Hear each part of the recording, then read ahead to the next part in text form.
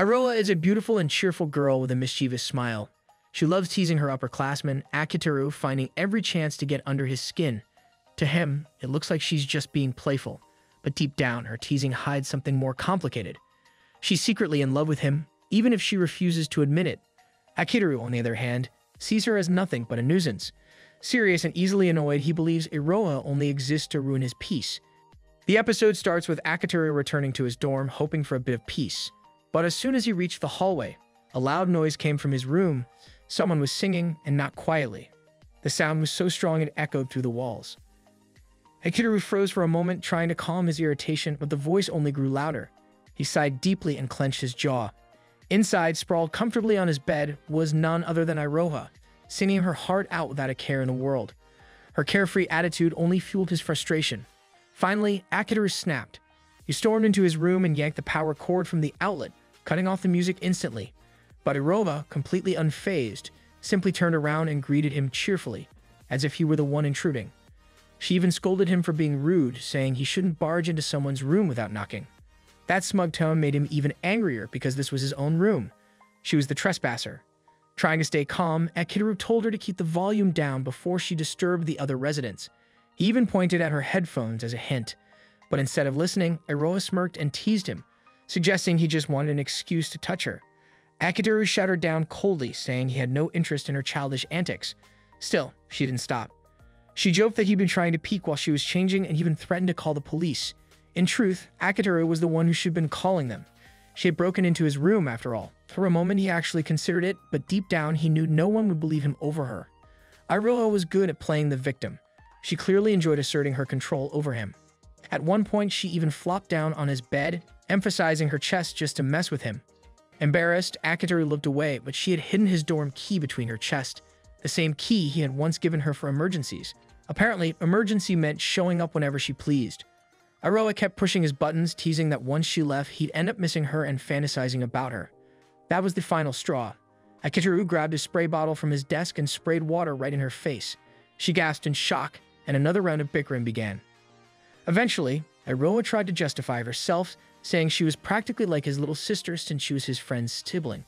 But Akiteru rejected that completely. To him, she was nothing but a stranger who wouldn't leave him alone. Still, she continued to tease, smiling every time he got flustered. Just then his phone rang. It was his uncle, Makoto. Akiteru glared at Iroha, warning her not to make a sound because this call was important. She reluctantly nodded, but there was mischief in her eyes. Makoto was the president of HP Do, one of the country's biggest entertainment companies. He had heard about Akiteru's recent bold move, applying to the company without taking the proper entrance exam. Makoto wasn't too happy about it, but since Akiteru was family, he said he'd consider helping him under certain conditions. Then Makoto's tone changed. He suddenly asked if Akiteru had a girlfriend. The question caught both Akiteru and Iroha off guard. Iroha's eyes immediately sparkled. Clearly, she was plotting something. Akiteru noticed and gave her a sharp look, warning her to stay quiet. But of course, she didn't listen. Instead, she started making strange sounds beside him, loud enough for his uncle to hear through the phone. Panicking, Akiteru quickly lied, saying it was just his new cat. Unfortunately, when Makoto asked about the cat's name and breed, Akiteru stumbled over his answers. Iroha only made things worse, mewing and giggling under her breath. Desperate, Akiteru pretended the cat was attacking him to make the situation sound real. But Makoto wasn't fooled. He began to suspect Akiteru had a girlfriend. Flustered, Akiteru denied it immediately. Strangely, that seemed to satisfy Makoto. He ended the call on a positive note, saying they would discuss his application in more detail soon. After the call, Iroha rolled around on Akiteru's bed, pretending to be thirsty.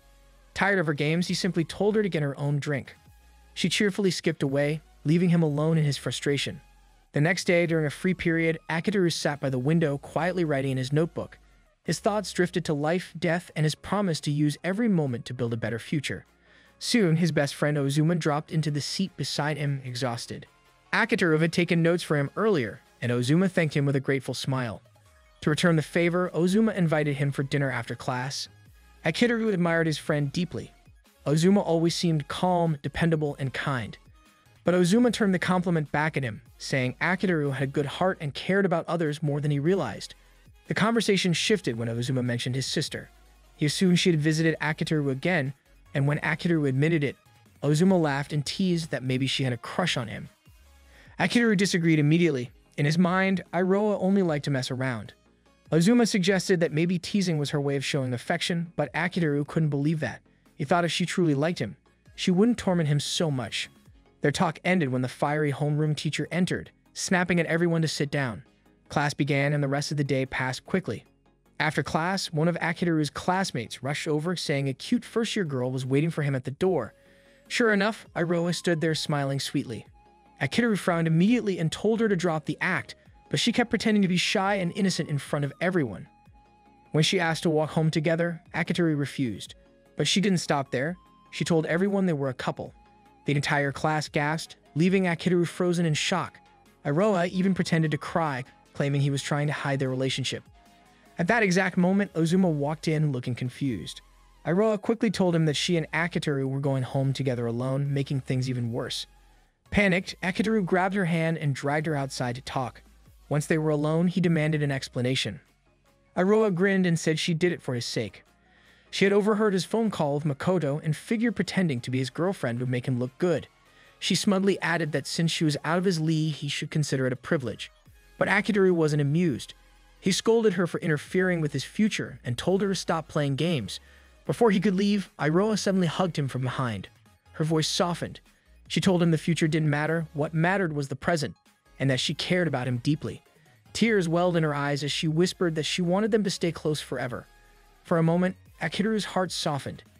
He thought she was finally being sincere. But then, Iroha burst into laughter, teasing him for actually falling for her act. Akitoru's face turned red as she continued to giggle, calling him cute for blushing. That was the last straw. Furious, Akitoru shouted that he'd never believe anything she said again and chased her down the hallway. But she escaped before he could catch her. Later that day, Akitoru met with his uncle Makoto at a cafe to discuss his HP application. Makoto mentioned someone else would be joining them but wanted to speak privately first. He praised Akitoru's earlier success, a small game he produced with his team, the Fifth Floor Alliance. Akitoru explained that there were 5 of them. Ozuma as the programmer, himself as producer and director, and 3 others who worked hard alongside them. Makoto admitted he was impressed, even he couldn't have achieved that much as a student. Before continuing, Makoto encouraged Akitoru to order something. As the waitress came by, Makoto casually flirted with her, even asking her out for dinner right in front of his nephew. Akitoru was speechless, embarrassed by his uncle's shamelessness. Needing a moment to breathe, Akitoru excused himself to the bathroom, but didn't notice the sign on the door that said the lock was broken. When he pushed the door open, he accidentally walked in on a girl, Mashiro, sitting on the toilet. Horrified, he froze, and the girl immediately punched him in the stomach out of pure embarrassment. Moments later, back at the table, Makoto introduced the same girl, Mashiro, as the other guest. To Akitoru's shock, she was his cousin, Makoto's daughter, and his childhood playmate. He hadn't recognized her at all. Then Makoto revealed his real plan. He wanted Akitoru to act as Mashiro's fake boyfriend. In exchange, he'd approve Akitoru's application to HPW. Both cousins were stunned. Mashiro immediately called the idea ridiculous, but Makoto remained firm. He explained that Mashiro would soon transfer from an all-girls school to a co-ed one, and he wanted someone trustworthy to watch over her. Still, Mashiro refused. When Akitoru asked why she needed to transfer, she refused to answer, and Makoto avoided explaining too much. The only thing he revealed was that Mashiro had been skipping school a lot. She was a truant student. Hearing that, Akitoru didn't push any further. He understood there was reason enough for concern. In the end, Akitoru accepted the deal, knowing it could help his entire team get into HPW. Mashiro, though reluctant, finally agreed too, on one strict condition. Their relationship would stay completely fake. Akitoru offered his hand to seal the agreement, but Mashiro refused to shake it, still holding a grudge over the bathroom incident. Watching the two of them bicker, Makoto smiled, confident they'd get along someday, though both disagreed immediately. Before leaving, Makoto reminded Akitoru that since this was only an act, he wasn't allowed to fall in love with Mashiro for real. Akitoru brushed it off, certain that wouldn't be a problem. After all, she clearly disliked him anyway. The next day began quietly as Akitoru met Iroha at the school. The moment she saw him, she sensed something was wrong. His usual liveliness was gone, replaced by a dull and distant look. Curious and worried, Iroha tried to find out what was bothering him. She guessed it might have something to do with the meeting he had the day before, but Akitoru avoided the subject. Even as he tried to brush her off, Iroha kept following him, hoping he might slip and reveal something. That morning, class started as usual, but things quickly took an unexpected turn. The new transfer student, Mashiro, was asked to introduce herself to everyone. Nervous and flustered, she accidentally blurted out something shocking, as she was dating Akiteru. The classroom instantly filled with whispers. Everyone was stunned, wondering why someone like her would waste her looks on a quiet, average guy like him. Suzuki, one of the more talkative boys, immediately asked how they met. Still nervous, Mashiro accidentally said they met in the bathroom, a comment that made Akiteru freeze inside. You'd already imagine how bad that sounded. When Mashiro sat beside him afterward, he tried to act friendly to keep up appearances, but she immediately turned cold, reminding him that she hadn't forgiven him yet. Akiteru calmly pointed out that if their story was going to be believable, they needed to at least act close in front of others. Mashiro disagreed, insisting that as long as their stories matched, there was no need to pretend to be affectionate. Before he could say anything else, Ozuma tapped his shoulder and asked why he'd never mentioned having a girlfriend. Akiteru apologized and gave a vague answer, hinting that things weren't exactly as they seemed. By lunchtime, Akiteru filled Ozuma in on the situation, how his relationship with Mashiro was completely fake. Ozuma laughed and said it all sounded like a romantic comedy plot. Akiteru rolled his eyes and said Ozuma would make a better protagonist anyway, given his charisma and his little sister. Ozuma just smirked and said, "That's because my sister already loves you." Akiteru quickly denied it, but Ozuma only chuckled and left to get lunch. Moments later, Suzuki approached Akiteru with a serious look. He asked how Akiteru managed to get a girlfriend when everyone thought he was already dating Iroha. Feeling Yoshiro's cold glare from the side, Akiteru quickly clarified that Iroha was Ozuma's little sister. Then, to steer the topic away, he mentioned Suzuki's crush on their teacher, who was rumored to like muscular men. That instantly fired Suzuki up, and he stormed out of the room, determined to work out. Akiteru let out a sigh as he felt Mashiro's icy stare again. When he asked if she had a problem, she crossed her arms and demanded he bring her rice balls filled with seafood, declaring that since they were dating, it was his duty. She even threatened to call off their fake relationship if he refused. Reluctantly, Akiteru did as told and returned with 2 rice balls and a drink for her, while he quietly ate a piece of bread. As he watched her eat, he briefly wondered if she might have been jealous about his earlier conversation, but quickly dismissed the idea. After all, Mashiro clearly couldn't stand him. Classes resumed, and their homeroom teacher, Sumair, stepped to the front. She asked if everyone had done their homework. When one boy admitted he forgot, Sumair's expression darkened. She launched into a stern lecture about responsibility and discipline, saying those without it were nothing but scum. The boy tried to defend himself, but she quickly shut him down, eventually letting it slide only after making him promise to do better. As Akiteru listened, he glanced at Mashiro, noticing how seriously she was watching Sumair. He thought that maybe this strict teacher wasn't the best person to guide a nervous transfer student. When class ended, Sumair stopped Akiteru at the door and told him to meet her in the counseling room to discuss an assignment. Akiteru simply nodded. Once she left, a few boys surrounded him, amazed at how calm he was. Everyone knew Sumair was terrifying, but Akiteru only shrugged and said, "She's not going to kill me," before heading off. When he arrived at the counseling room, he was told to come in. What greeted him looked more like a torture chamber than an office. He sat down at the center, and suddenly, Sumair's entire attitude flipped. She bowed deeply, trembling as she begged for forgiveness. At that moment, Akiteru's own tone changed, calm and confident, almost commanding. He showed her the notifications on his phone, revealing she'd been slacking off and spending time online instead of working. Her strict school persona as Shibuku Murasaki might have fooled her students, but Akiteru knew her real identity, Sumair, the unreliable illustrator of his creative team, the Fifth Avenue Alliance. Sumair stammered excuses about lesson plans and burnout. Akiteru sighed and pointed out how harshly she'd lectured that student earlier. She weakly defended herself, saying that her strict queen act was just for her students. Deciding to change the topic, Akiteru asked about her current progress on their project.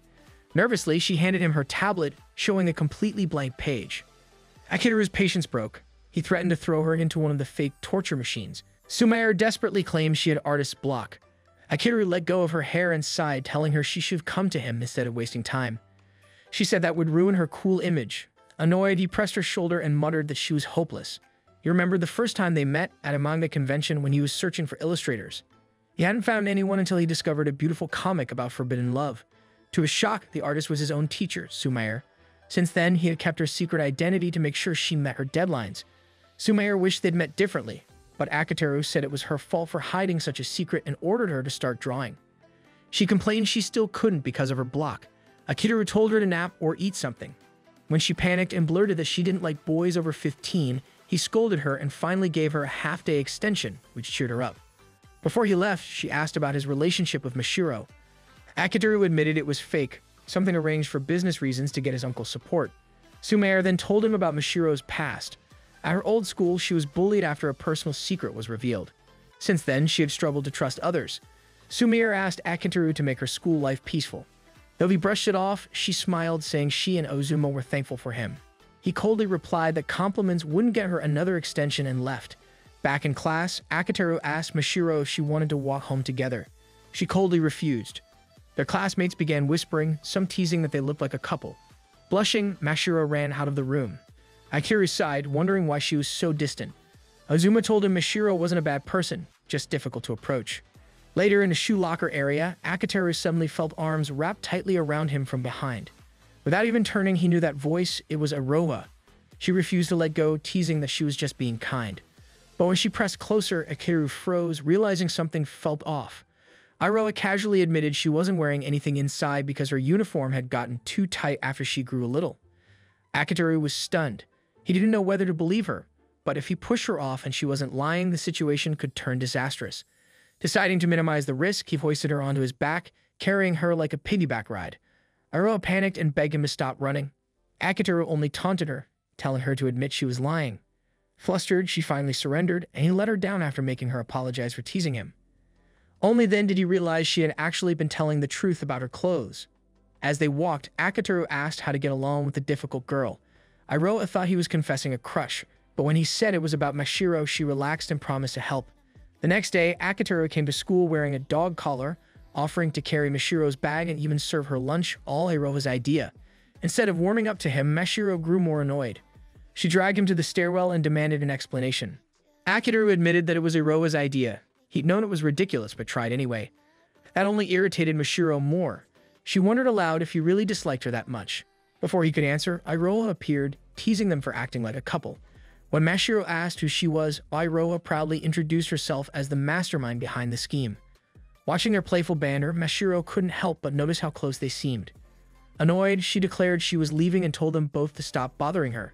Later that day, when Akitaru and Aroha arrived home, they were shocked to find Mashiro at their apartment complex. She immediately accused them of following her, but they quickly explained they all just happened to live in the same building. Aroha cheerfully added that she and Akitaru were siblings in spirit since her brother was his best friend. Mashiro misunderstood, thinking they all lived together. Akitaru quickly clarified that they simply lived on the same floor, Sumire next to Ozuma, and Aroha in her own unit.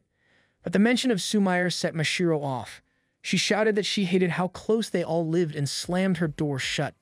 Standing outside her room, Akitaru sighed, then smiled faintly. Despite her attitude, he called out confidently that he would meddle in her life, whether she liked it or not. The next day, Akitaru called a meeting in his room with his usual fifth-floor crew.